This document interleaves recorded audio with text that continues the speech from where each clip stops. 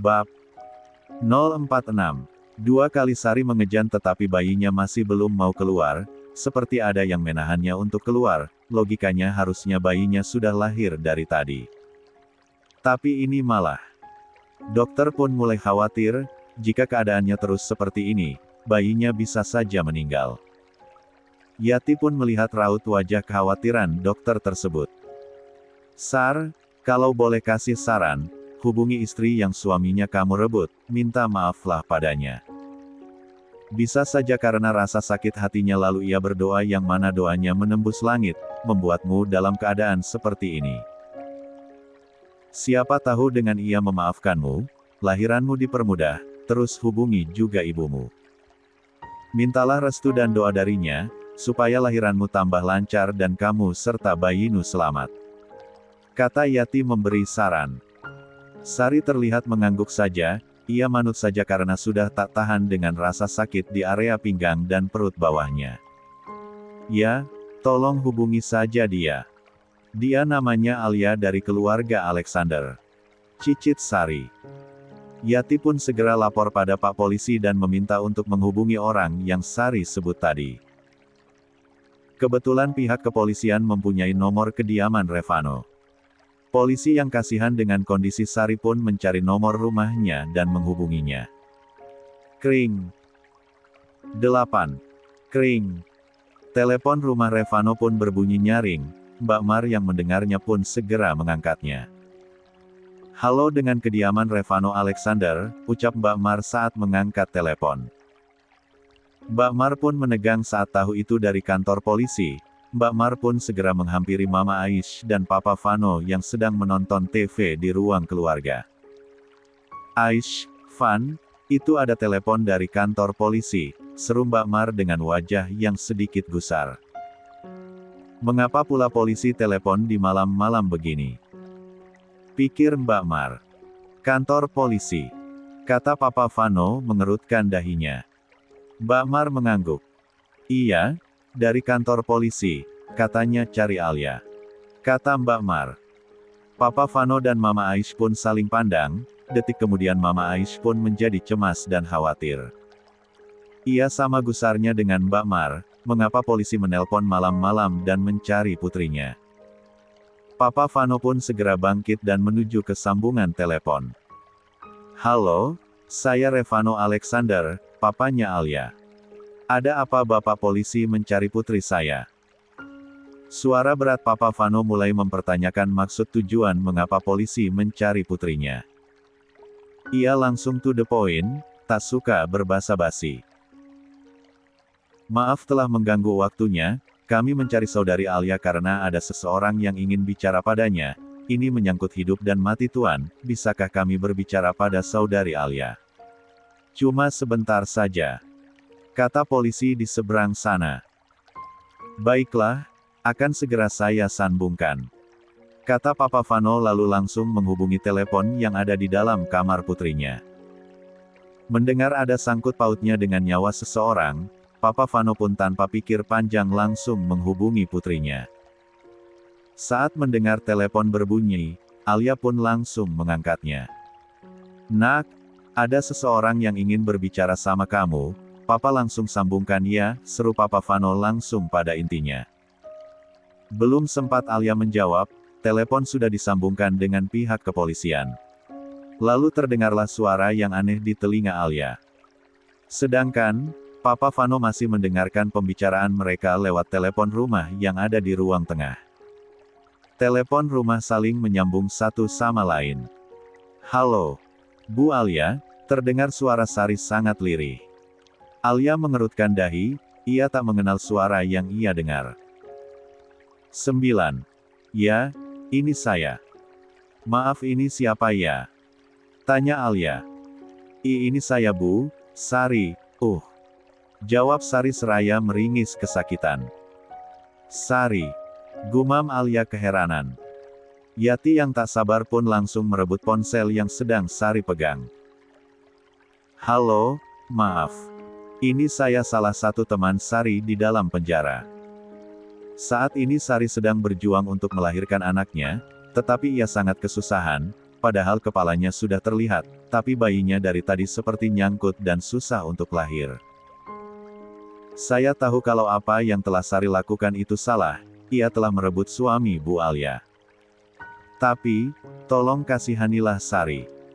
Saat ini ia sedang di antara hidup dan mati, pun anaknya yang bisa saja tidak selamat jika tak segera dilahirkan. Saya sebagai perwakilan dari Sari, memohon maaf yang sebesar-besarnya dengan apa yang telah ia lakukan. Tolong, besarkanlah hati Anda untuk memaafkan Sari. Supaya lahirannya dipermudah. Ucap Yati panjang lebar menjelaskan garis besarnya. Lalu Sari pun terdengar menimpali. Ya Bu, saya minta maaf jika apa yang saya lakukan sangat menyakiti hati Ibu. Oh, ini sakit sekali. Tolong maafkan saya Bu Alia, lirih Sari meminta maaf. Alia yang mendengarnya matanya mulai berkaca-kaca. Mendengar Sari yang hendak melahirkan ia kembali teringat akan anaknya yang telah tiada. Alia pun menarik nafas dalam-dalam lalu menghembuskannya dengan perlahan. Sari, saya memaafkanmu. Semoga setelah ini kamu sadar dan kedepannya tak mengulanginya lagi pada suami siapapun itu. Saya doakan semoga lahiranmu diperlancar. Selamat ibu dan bayinya.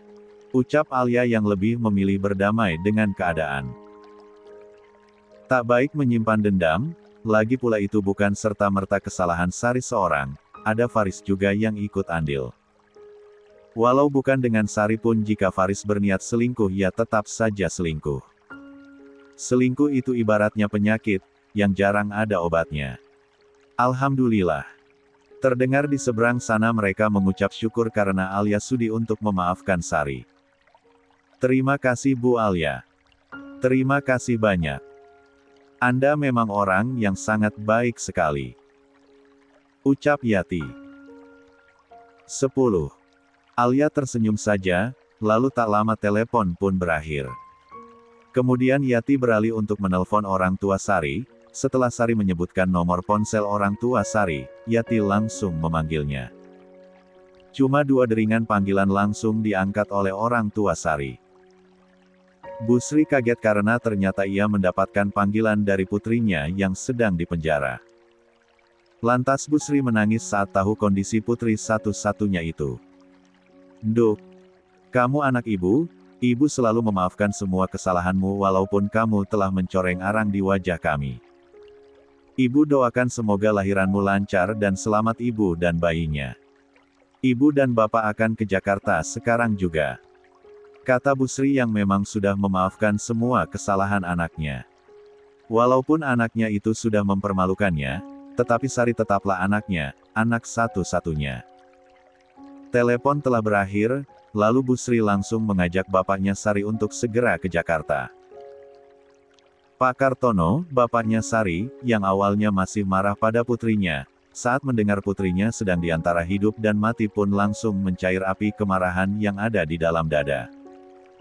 Di saat itu juga Pak Tono memaafkan segala perbuatan putrinya. Malam itu juga, Bu Sri dan Pak Tono bersiap hendak ke Jakarta. Sedangkan di dalam penjara, setelah menelpon Alia dan kedua orang tuanya, serta mendapatkan maaf dari keduanya, Sari pun merasakan kembali mulas di area perutnya, tapi kali ini jauh lebih sakit dari sebelumnya. Ini 3 kali lipat lebih sakit dari yang ia rasa tadi. Sari pun mulai mengejan kembali, sedangkan dokter sudah siap siaga di bawah sana. Bir, Sari mengejan beberapa kali berusaha untuk mengeluarkan bayinya. Ia merasakan sakit yang sungguh luar biasa, seolah tulang-tulang di area panggulnya dipatahkan secara serempak. Sakit ngilu perih dan macam-macam rasanya, lalu kali ini Sari pun mengejan lebih panjang dan ia nyaris berteriak karenanya. Aregegegeh. Sari mengejan begitu kuatnya, bahkan urat-urat di leher dan di dahi pun menonjol saking kuatnya ia mengejan, peluh pun membanjiri wajahnya. Oweyek. Akhirnya bayi Sari pun lahir juga ke dunia. Bayi tersebut menangis begitu kencangnya saat mulai menghirup oksigen yang baru dirasakannya. 11. Alhamdulillah. Semua orang yang ada di sana pun mengucapkan hamdalah karena setelah lama menunggu akhirnya bayi Sari telah lahir dengan selamat. Dokter segera memotong tali pusarnya lalu membersihkan bayi tersebut dengan kain. Setelahnya bayi itu diletakkan ke dada Sari untuk melakukan IMD. Sari sedikit kaget saat bayinya diletakkan di dalam dadanya. La memperhatikan bayinya tersebut.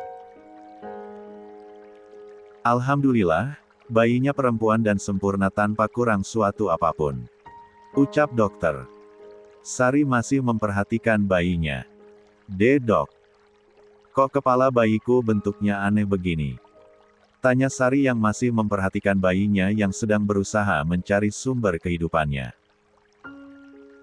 12. Dok. Kok kepala anakku bentuknya aneh begini? Kenapa lonjong kayak buah timun suri? Enggak bundar kayak kepala anak-anak yang lain. Tanya Sari yang mematung seraya memandangi anaknya yang sedang berusaha mencari sumber kehidupan. Sari menatap sangsi pada kepala anaknya yang dirasa aneh di matanya. Dokter tersebut menghela nafas. Karena terlalu lama berada di jalan lahir, kepalanya jadi begini. Tapi jangan khawatir, dengan berjalannya waktu, kepalanya akan balik ke bentuk semula. Jawab dokter. Benarkan akan bulat seperti bayi pada umumnya, Dok? Tanya Sari memastikan. Kepala bayi berbeda-beda, tidak serta bulat seperti bola. Jawab dokter kembali. Iya, kamu tenang aja Sar, nanti juga kepala anakmu akan nyusut sendiri.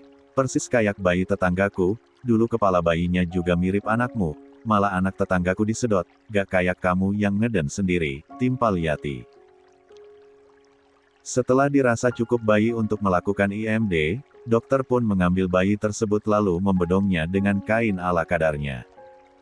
Biar diazani Pak Polisi ya, kasihan kalau tak diazani. Seru Bu Dokter. Sari mengangguk saja, lalu Bu Dokter meminta tolong pada polisi untuk mengazani bayi Sari yang baru lahir itu. Setelah bayi tersebut diambil alih oleh polisi, Bu Dokter kembali fokus pada Sari untuk membersihkan bekas lahiran Sari.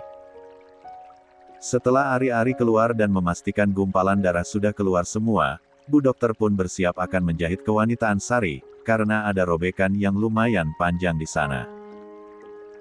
Ditahan ya, ini akan sedikit sakit, kata Bu Dokter. Yati dengan senantiasa mendampingi Sari. Auh, sakit Bu Dokter, teriak Sari saat merasakan tusukan jarum pada daging kewanitaannya. Jangan bergerak, malah salah tusuk nanti, tegur Bu Dokter. Set, diam saja Sar, memang begini kalau melahirkan. 13. Apalagi itumu robeknya lumayan, jadi ditahan. Ini, sumpal mulutmu, gigit yang kuat kalau merasa sakit. Ujar Yati lalu memberikan secuil kain dan memasukkannya ke dalam mulut Sari. Kedua tangan Sari mengepal dengan kuatnya saat dokter kembali menusukkan jarum pada area kewanitaannya.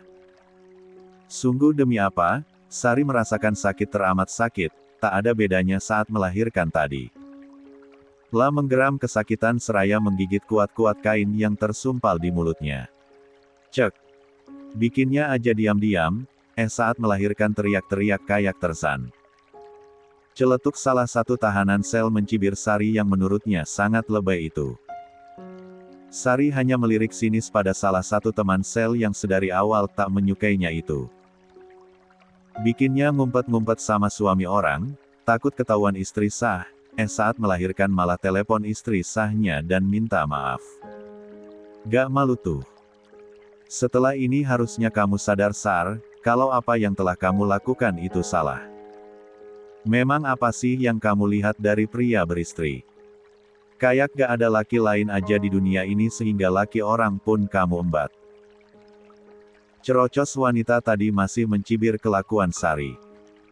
Ia memanglah sangat membenci pelakor, karena pelakor ia jadi melakukan hal nekat dan berakhir di penjara. Aku gak punya salah sama kamu ya Mbak. Tapi kenapa Mbak Mila itu sinis terus sama aku? Teriak Sari yang gak tahan dicibir terus-terusan sama Mila. Ya, nama wanita yang tak menyukai Sari adalah Kamila. Wajar saya tak suka sama kamu, bahkan seluruh wanita yang ada di Indonesia ini sangat membenci kamu, kamu tahu. Pelakor adalah momok bagi kami para istri. Asal kamu tahu Sari, aku sampai di sini tuh gara-gara wanita modelan kayak kamu. Suamiku selingkuh, padahal akulah yang menemaninya dari nol. Setelah sukses pulang-pulang bawa gundik yang asalnya entah dari mana terang-terangan mau poligami lagi. Karena tidak terima, kugorok aja tuh si pelakor, terus kupotong sosisnya suamiku, biar dia tak bisa selingkuh lagi. Walau berakhir di penjara, setidaknya aku puaslah membalaskan sakit hatiku. Harusnya kamu bersyukur, karena wanita yang kamu ambil suaminya baik hati. Buktinya dia mau memaafkan kamu setelah kau hancurkan rumah tangganya. Kalau istrinya itu aku, udah beda cerita. Mungkin saat ini kamu udah beda alam. Cerocos Mila yang menceritakan bagaimana ia bisa berakhir di penjara. 14. Matanya pun berkilat memancarkan amarah karena mengingat perselingkuhan suaminya. Suami yang telah ia temani puluhan tahun tapi malah selingkuh setelah sukses. Wanita mana yang tak sakit hati coba? Susahnya sama kita, tapi pas udah sukses malah cari wanita baru. Sari pun bergidik ngeri mendengar ucapan Mila, senior di dalam penjara tersebut. Tak menyangka, Mila yang wajahnya terkesan kalem tapi jika melihatnya sinis itu telah menjadi seorang pembunuh. Sari pun merinding saat membayangkan Alia menggorok lehernya seperti Mila yang telah menggorok leher selingkuhan suaminya. Kenapa? Takut ya? Makanya jangan suka mengambil yang bukan milikmu, sinis Mila lagi. Sudah Mbak Mila, semoga saja Sari berubah dan sadar kalau yang ia lakukan itu salah. Dan kamu Sar, dengarkan. Kalau menjadi pelakor itu sungguh sangat merugikan. Dan benar kata Mbak Mila, istrinya suamimu itu sangat baik, buktinya dia memaafkanmu dan bahkan dia mendoakan lahiranmu lancar. Bersyukurlah Allah masih memberimu umur panjang, karena jika istri sah dari suamimu itu gelap mata, bisa saja ia melenyapkanmu. Memanglah pelakor itu sangatlah dibenci para wanita di negeri ini. Jadi, kuharap kamu sadar sesadar-sadarnya kalau jalan yang kau ambil ini salah. Memang mempunyai impian jadi kaya itu tak salah, tapi caramu itu yang salah. Boleh saja mencari lelaki kaya untuk dijadikan suami, tapi lihat dululah asal-muasalnya. Benar suamimu itu kaya, tapi kan kekayaannya itu berasal dari istrinya.